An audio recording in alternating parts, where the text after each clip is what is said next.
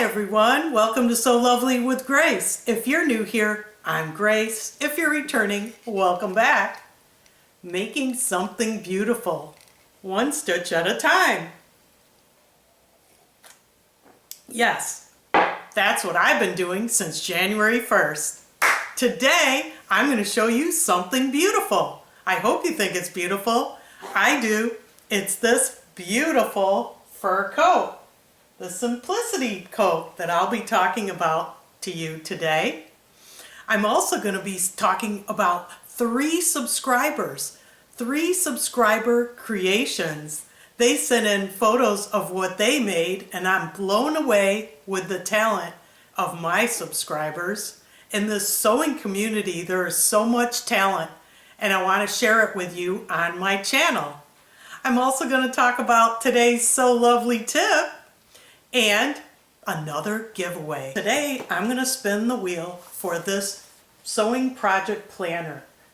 It has a lot of information in here that you can capture for each of your sewing projects, and it's a wonderful resource that I'd like you to get to start off 2026 in the right direction. Planning. We all need a little more planning. I'm doing a lot more than I have in the past. So the question of the week was, how do you plan for your sewing projects? And I got a variety of answers, as I expected I would.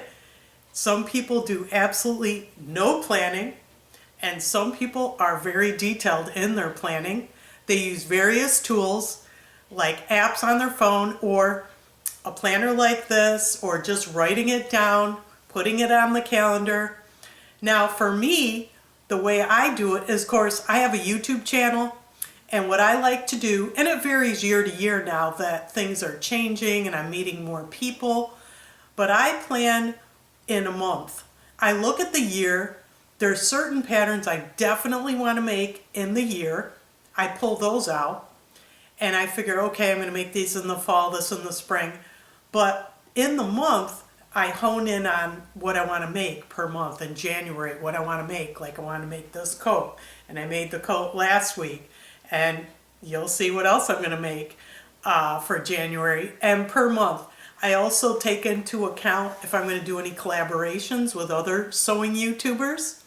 And we put dates on the calendar. If there's anybody that wants to do a collab that I reach out to, they reach out to me, and we make plans for that. I also talk to people in my sewing groups, in my quilt groups, and see what classes and projects we're making. So I try to put those on the calendar. Mine is very date oriented in terms of capturing information like fabric, pattern, size, changes, thread, all kinds of details. I do have a sewing planner that I have. Hang on, let me grab mine. This is an older one. I haven't filled it out yet because I do not use it every single time. But I got this logbook, and it has basically the same information of what, pretty similar to what, I don't use it that much as I should. But yeah, I do have a project planner. So today, I'm going to spin the wheel for this beautiful, look at this, it's just so aesthetically beautiful, inviting, and that's what we want. We want to glam it up in 2026 in all aspects of our lives. And I just think I like planning, journaling, all kinds of stuff like that. So let's go to the wheel now and spin for the winner. So this is the wheel to spin for the project planner. We had 51 entries. Good luck, everyone. I'm gonna shuffle twice. Once, twice, and now I'm gonna spin. Okay. Who's going to win this week? We have... Ooh. Who's that? Patricia Bennett, H4W! Congratulations, Patricia! Congratulations, Patricia Bennett, H4W! You won this week's giveaway, which is this beautiful sewing project planner. Please send me your contact information to solovely.with.grace@gmail.com, and I'll ship your planner out to you as soon as possible. Enjoy it. And now I want to talk about this coat, this beautiful, glamorous fur coat that I made using Hobby Lobby fabric. I used this fur from Hobby Lobby, and the lining is from Hobby Lobby. And the pattern is Simplicity S3008. I made the shorter view here, very glamorous, very vintage looking in my opinion. So what I want to do, as I normally do, is go outside and model it for you. And then when we come back, I'll talk about the minor changes I made to this coat.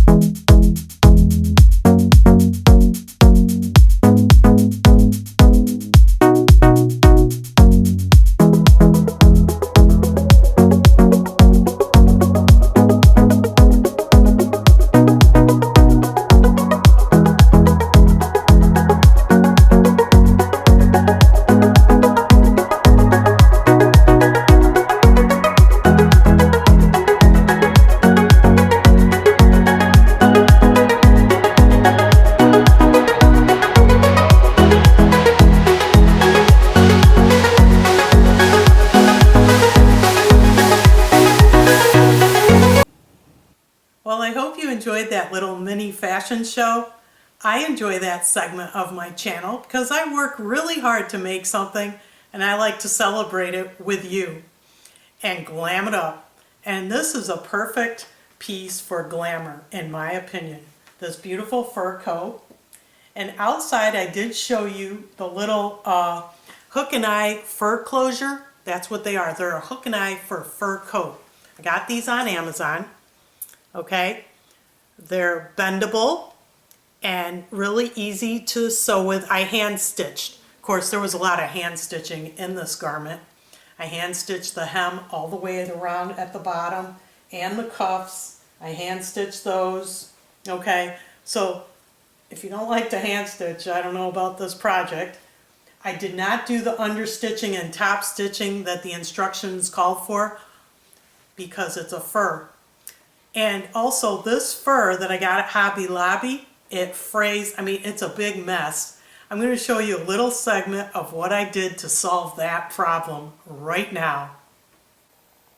Look at this mess. This fur, this faux fur is all over my sewing room. And my jeans. This is incredible. So what I decided to do is I'm getting all the pieces and I'm going to serge them.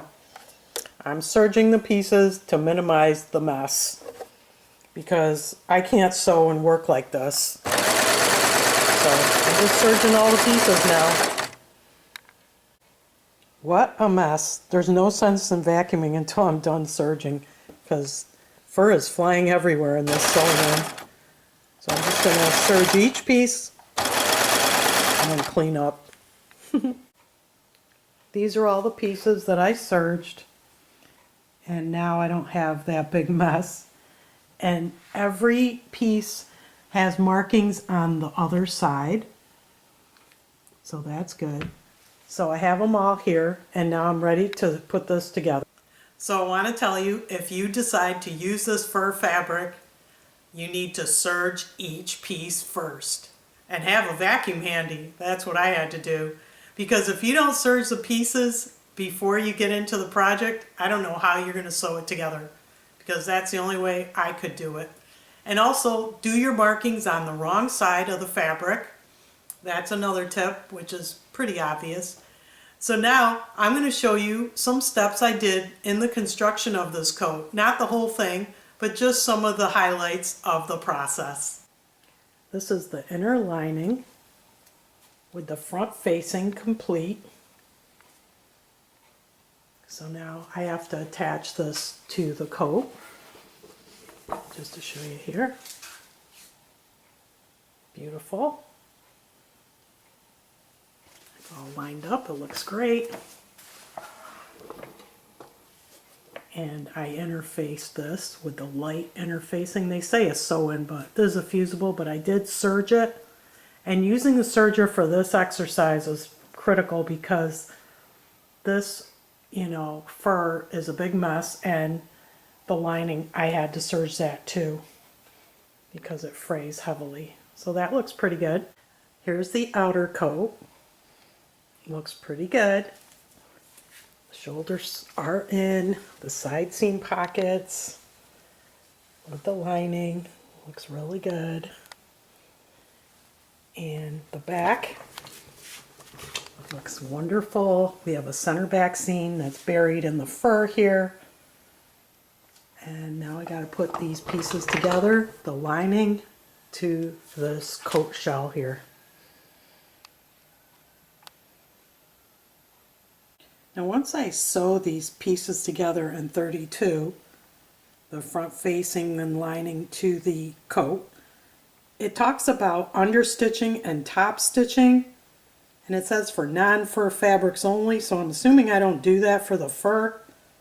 It says to understitch the collar and understitch the inside and then top stitch. So I think I'm going to skip step 33 because this is a fur.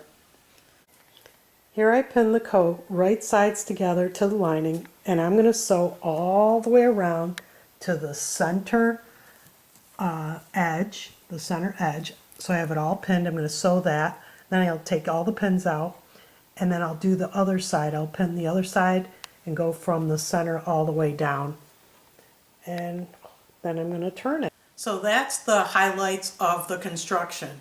And what I didn't show you yet was the embroidery. And I should have done the embroidery in the coat before I put it together, but I didn't because it didn't even occur to me until right before I hemmed it. I said, wow, I should embroider my name in it because I have a fur and that I've had for many years that I had my name embroidered. This is before I had an embroidery machine. So I was like, you know what, I want to glam it up. I'm going to add the hook and eye here and embroider the inside. Let me give you a close-up here. Okay, so I decided to embroider my name in the coat and add that little bow detail. I just think it looks vintage, it looks very glamorous, and it's just a detail I wanted to add.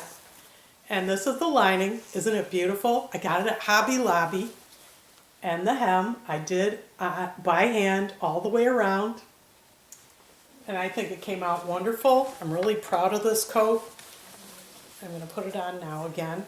I just want to sit with this coat on. It's Florida, it's too hot, but I love it. I love it. I think it's glamorous, it's elegant, it's so soft.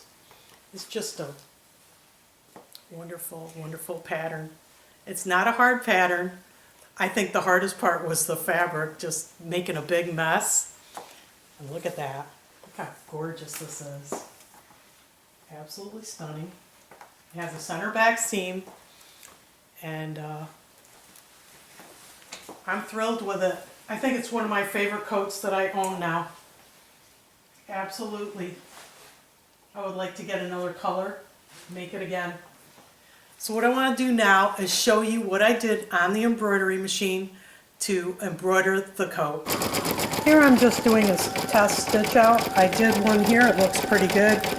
Now I rotated the name and it's going to be going down this way so I can use a smaller hoop when I put it on the jacket. But I think it's going to work out. This is the design that I want to put on my coat. And the toughest part was hooping this satin part of the coat on the embroidery machine. So I'm going to cross my fingers and hope it works.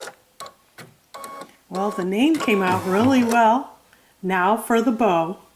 I'm going to stitch it out now. We'll see how it looks. I'm so excited. I'm glad I embroidered this.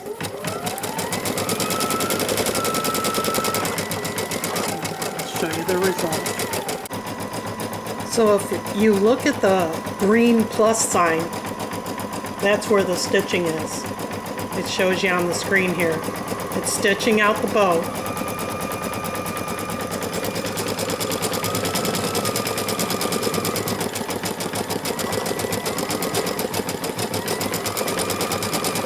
I love it. Wow. Now that's glamorous. So that was quite an achievement, getting that coat to fit on the hoop. So one tip is pretty obvious. You want to stitch out your embroidery before you sew everything together. I did it the hard way, but it worked out. And I used this OESD heavyweight tearaway. This is a heavyweight tearaway. There's my slap bracelets I use to hold my stabilizers together. It's a tearaway from OESD that worked very well with that lining fabric. So yeah, I'm really excited about embroidery and I try to use it every time I can, and that was a great way. So I got the letters from Designs by Juju. It's called the Manhattan script font. I'll put it in the link below. And then the bow, I got it on Embroidery Designs or something. I can't remember the site, but I'll put that in the link below if you're interested in those designs. Also, if you're new to my channel and you noticed I had a bag that I was wearing with this coat when I was modeling it, it's this bag. I hand sew Babylon leather bag kits, and this is one of them. This is called the Swinger bag. I made this a couple of months ago, and it's really cute. It has this piping and bag feet and this little unique opening with the zip. Okay, I really like it. And it has a back pocket here, which is really cute. You can put some cards in there, business cards or whatever you want. And it's a really cute kit, and the strap and everything. But I hand sew Babylon leather bag kits. I've made upwards of 20 already this year, or actually last year, 2025, and now into 2026, and I'm not stopping. I'm continuing to sew up these bags. If you're interested, I put a link below, and I have a coupon code for 10% off any kit with So Lovely 10. So yeah, I just want to show you that. You'll see these bags in my videos in the future because I absolutely love these. They're leather, they're high quality, and they ship for free, and most of my subscribers know about that. So now we're going to talk about subscriber creations. I had 3 subscribers send in photos of what they made, and I can't wait to share them with you now. And the first subscriber is Denise, and I'm going to go to the computer screen to show you those images because they're really big, and it's just a lot easier. But she sent me an image of a beautiful coat that she made. This email came from Denise Root from Missouri, and she writes, "This is the Coda Coat by Love Notions. I used a bedspread and made some creative details while constructing, like thread couching.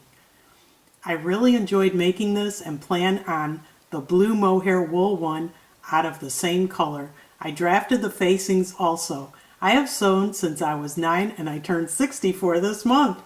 Yeah, what a great lifelong talent to have. We are blessed with that. And here's her coat. Wow, look at that. Look at the details.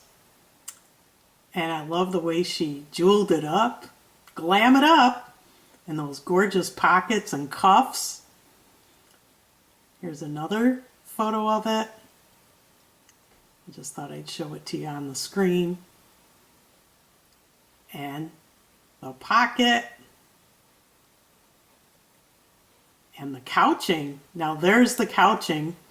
I know my embroidery machine has a couching foot. I don't know how to use it, so I'm going to go to the sewing studio, maybe if they have a class on it, and learn. But look at that detail and the cuff there. Thank you, Denise, for your creation. Thank you again, Denise Root. That coat is stunning. And now I have another subscriber, Cindy Winkler, and she sent in these photos of these totes she's made for her and her granddaughter, and she plans to display them at quilt shows. Look at the detail, the color chosen. Oh, absolutely gorgeous. I'm so impressed. Thank you again, Cindy. And finally, I have Danya. She goes by Cakes by Danya, and she made a new look top that she won in one of my giveaways. Look how she styled it with her boots and her bag. She looks glammed up for 2026. And here's another photo I want to show you, a close-up of the Swiss dot fabric that she chose for this pattern. I love Swiss dot, and I have never sewn with it, but I plan to this year. Danya also sent in a photo of her Babylon leather bag that she hand sewed up. It's a Birkin bag.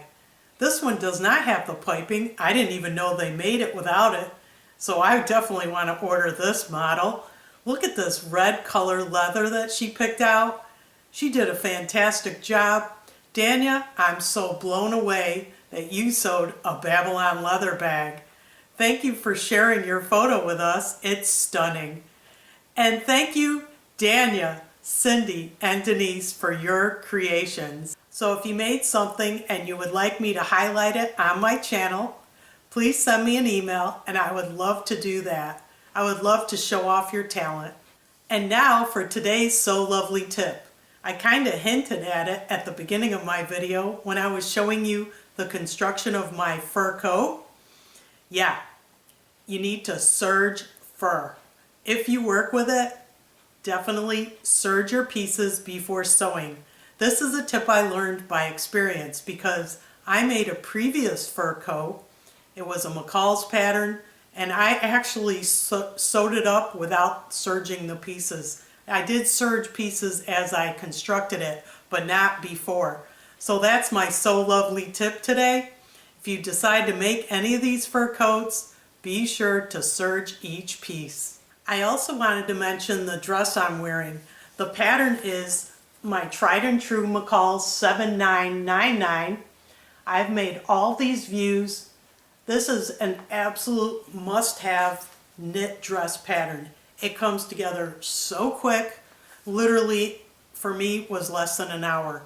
And I highly recommend it. I have a video on this particular dress, this fabric I got at Vogue Fabrics. This is a dress that I'll be making again. So I just wanted to mention that. I'll put the link of the video below. And now for next week's giveaway. Next week I will be giving away the Simplicity Skirt 8175. It comes in sizes 14 to 22. It has variety of skirts, and it looks like these pants here, they look like kind of like gaucho pants.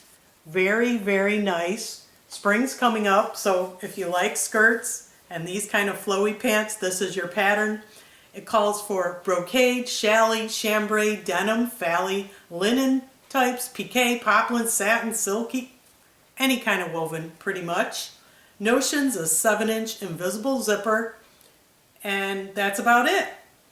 All the pieces are intact. It looks really good. It's in good shape. It looks like there was something spilled on it at one time, but the instructions are all there. Everything looks.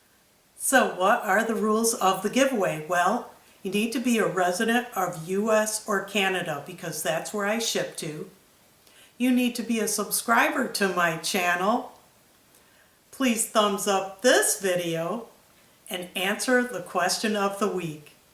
And this week's question is, scissors, rotary cutter, electric scissors, other? What do you prefer to cut your sewing projects with? Please post your response by Monday, January 19th at midnight. I will respond with the word entered and you'll be entered into the giveaway. Feel free to answer the question of the week, even if you're not a resident of US or Canada. Of course, you won't be able to be entered into the giveaway, but I welcome, comments from every parts of the world, and I appreciate your participation. Good luck! Well, I hope you found this video informative and fun, and most of all, I hope you were so inspired.